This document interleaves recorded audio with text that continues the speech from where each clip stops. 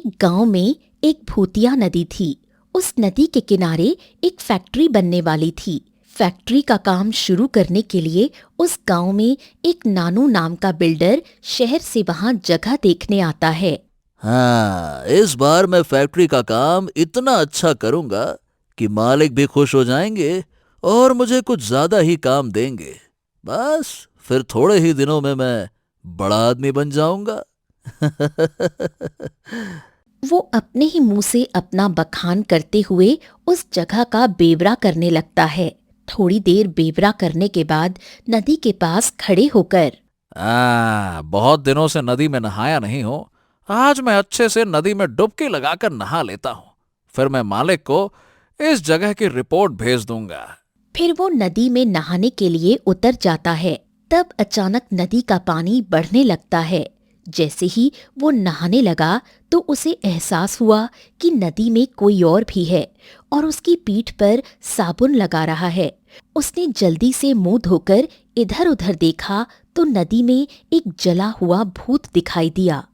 नानू डर से बाहर निकलने की कोशिश करने लगा, पर भूत ने उसके पैरों को जोर से जकड़ लिया और उसे उठने ही नहीं दिया। तड़प तड़प कर उसकी नदी में ही मौत हो गई। विक्की और छोटका दो दोस्त थे जो अपनी जिंदगी में बोर हो चुके थे। विक्की भी एक बिल्डर ही था जो उसी मालिक के लिए काम करता था। उसे नानू की मौत की खबर मिलती है। वो दोनों भी उस गांव में नानू की मौत का पता लगाने आते हैं और नानू के बारे में गांव वालों से पूछताछ करते हैं। तो उन्हें पता चलता है कि उस नदी में एक भूत रहता है जो उस नदी में प्रकट होता है। उन्हें अपनी कहानी सुनाने की कोशिश करता है जिसने नानू को मार दिया। ए छोटका, हम उस नदी में चलते हैं। इस भूत ने बहुत आतंक मचा रखा है और अब हमारे दोस्त को भी मार दिया है। चल देखें तो जरा। अरे विक्की, तू और तेरे भूत। अरे भाई, ये भूत वूत कुछ नहीं होता है। ये तो बस गांव वालों की बनाई हुई कहानियां हैं। ये बस कहने की बात होती है। ये बस बनाई हुई कहानियां हैं, लेकिन सवाल ये है कि गांव वाले ऐसी कहानियां क्यों बनाएंगे? ये करके उन्हें क्या मिलेगा? तो चक्कर ये है उस्ताद कि इस गांव में नई फैक्ट्री बनने वाली है और ये गांव वाले नहीं चाहते कि यहाँ पर कोई फैक्ट्री बने। बस इसीलिए ये भूत की कहानियां बना रहे हैं। इसमें कौन सी बड़ी बात है? अच्छा, चलो ठीक है। अगर ये बात है तो हमें एक बार चलकर देखना चाहिए, क्योंकि नानू की जान कैसे गई ये भी तो पता चले। सोच विचार करते करते दोनों ने नदी के पास जाने की योजना बनाई। फिर नदी की ओर चलने लगे। नदी की ओर जाते वक्त विक्की ने छोटका को भूतों की कहानी सुनाई जो उसने अपने दादा दादी से सुनी थी। छोटका ने उसका मजाक उड़ाया, लेकिन कहीं न कहीं उसके मन में भी जानने की उत्सुकता थी। नदी की ओर जाते समय उन्हें एक राजन नाम का व्यक्ति मिला। वो दोनों उस व्यक्ति से नदी जाने का रास्ता पूछते हैं। नदी का नाम सुनते ही उसके चेहरे पर डर छा जाता है। बेटा, उस नदी में मत जाना। वहां का भूत बहुत ही भयानक है। वो किसी को नहीं छोड़ता। कई लोग गए लेकिन कोई वापस नहीं आया। न उनका पता चला कि कहाँ गए, न कोई नामो निशान मिला। लेकिन अंकल, कोई तो होगा ना जो उस भूत से मिला हो, उसके बारे में बता सके सब कुछ। मतलब कहानी क्या है उस भूत की? कोई नहीं जानता बेटा। जो भी उस नदी के पास गया, या तो वो डर के भागा या फिर भूत के हाथों मारा गया। मैंने तो सुना है कि भूत लोगों को मारने के बाद उनकी लाश को अपनी कहानी सुनाता है। नदी में घुसने की हिम्मत तो किसी ने नहीं की आज तक। छोटका, सुन लिया? बड़ा आया। तू तो नदी में प्लान बना रहा था ना नहाने का, लेकिन यहां तो गांव वाले ही मना कर रहे हैं। क्या करेगा अब तू? छोटका ने गांव वालों की बात को गंभीरता से नहीं लिया, लेकिन विक्की के मन में अजीब सी बेचैनी थी। फिर भी दोनों नदी की ओर चल पड़े। रास्ते में जंगल था। नदी जंगल के बीच में बहती थी। वो नदी के पास पहुंचे, बिल्कुल ही शांत और सन्नाटे से भरी। माहौल ऐसा था जैसे मानो समय ही रुक गया हो, क्योंकि वहां कोई आता जाता नहीं था। ये नदी तो बिल्कुल अजीब लगती है। पूरा गांव तो ठीक है, पर जंगल के बीच में ये नदी और ये माहौल। क्यों छोटका, तुम्हें कुछ अजीब नहीं लग रहा क्या? यार यही तो मजेदार है, लोगों का ऐसे कहानी सुनाना और हमारे दोस्त नानू का ऐसे मारा जाना।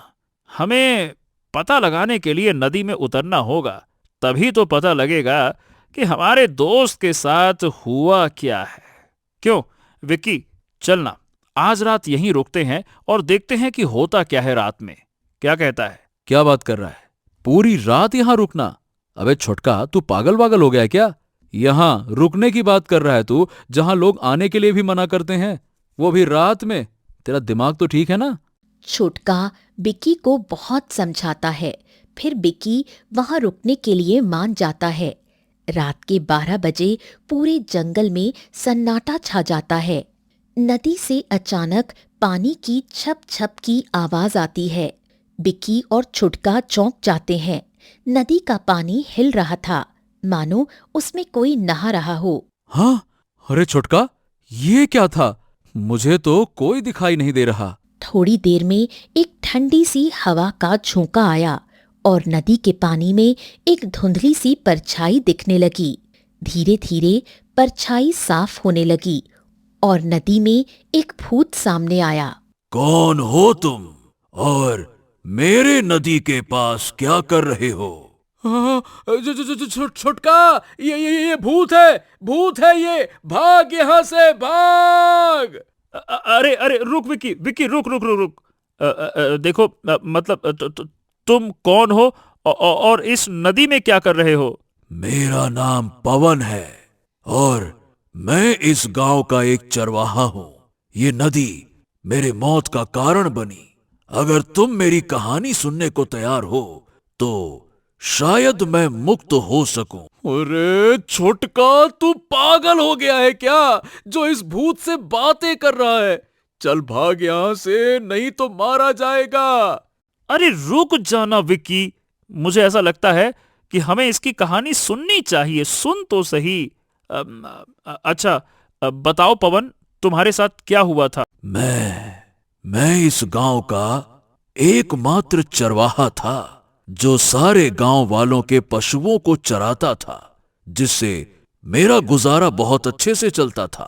इसी तरह से मेरी जिंदगी चल रही थी। मैं अपने इस जीवन से बहुत खुश था क्योंकि मैं एक लड़की से प्यार करता था और वो भी मुझसे बहुत प्यार करती थी। उस लड़की का नाम पूजा था। पूजा बहुत ही साधारण लड़की थी। उसकी मुस्कान ही मेरी दुनिया थी। पवन ने बताया कि वो पूजा को कितना चाहता था, लेकिन गांव वालों को उनका रिश्ता बिल्कुल पसंद नहीं था। पूजा के पिता को ये बिल्कुल भी बर्दाश्त नहीं था कि उनकी बेटी एक चरवाहे से प्यार करे। पूजा को उससे दूर करने के लिए वो लोग रातों रात ही गांव छोड़कर शहर चले गए और पवन उसकी याद में टूट गया। मैंने पूजा को ढूंढने की बहुत कोशिश की, लेकिन मुझे कोई सुराग नहीं मिला। एक दिन मैं पशुओं को चराने के बाद गम और गुस्से में नदी में नहाने आया। मुझे लगा नदी का पानी मेरा गम धो देगा, लेकिन उसी दिन पूजा के भाई ने मेरे खिलाफ साजिश रची। उसके भाई ने मुझे नदी में ही डुबो दिया और मैं तड़प तड़प कर मर गया और मेरी आत्मा नदी में ही कैद हो गई। क्या क्या बात कर रहे हो? डुबो कर मार दिया उसके भाई ने? बाप रे बाप, ये तो बहुत गलत हुआ तुम्हारे साथ। जब वो पूजा को तुमसे दूर ले ही गए थे तो फिर तुम्हारी जान लेने की क्या जरूरत थी? उन्हें डर था कि अगर मैं जिंदा रहूंगा तो पूजा कभी शादी नहीं करेगी। इसीलिए उन्होंने मुझे जान से मार दिया। मैं हर रात इस नदी में प्रकट होता हूं अपनी असली कहानी सुनाने के लिए, लेकिन कोई मेरी कहानी सुनता ही नहीं। या तो लोग डर कर भाग जाते हैं या मेरी बातों का मजाक बनाते हैं। इसीलिए मुझे गुस्सा आ जाता है और फिर मैं उसको नदी में डुबोकर मार देता हूं। ओह, अच्छा ये बताओ, तुम्हारी आखिरी इच्छा क्या है? मुझे बताओ, मैं तुम्हारी मदद करूंगा। पूजा को ढूंढो, उसे बताओ कि मैंने उससे कितना प्यार किया और उसके भाई की साजिश का सच सबके सामने लाओ, उसे सजा दिलवाओ। अगर तुम ऐसा कर सके तो मेरी आत्मा को मुक्ति मिल सकती है। अगले दिन छोटका और बिक्की पूजा के बारे में गांव वालों से पूछताछ करने लगे। गांव वालों ने बताया कि पूजा का परिवार 2 साल पहले ही गांव छोड़कर चला गया था। कुछ लोगों ने कहा कि पूजा अब कोलकाता में रहती है और एक बैंक में काम करती है। ए छोटका, क्या क्या हमें सचमुच एक भूत की बातों पर विश्वास करना चाहिए? मतलब अगर ये झूठ हुआ तो? दोनों कोलकाता गए और पूजा को ढूंढ निकाला। पूजा उनकी बातों को सुनकर रो पड़ी। उसकी आंखों में अभी भी पवन के लिए प्यार झलक रहा था और उसे पवन के साथ बिताए पल याद आने लगे। मुझे पता था पवन मुझे कभी नहीं छोड़ेगा, लेकिन मेरे पिता ने हमें अलग कर दिया। मैंने सुना था कि पवन की मौत एक हादसा थी, लेकिन मेरे भाई ने ही उसे मार दिया। पूजा ने बताया कि उसका भाई अभी भी गांव में ही रहता है। वो सब गांव गए और पूजा के भाई से बात की। छोटका के पूछने पर उसका भाई डरते डरते सच कबूल कर लेता है।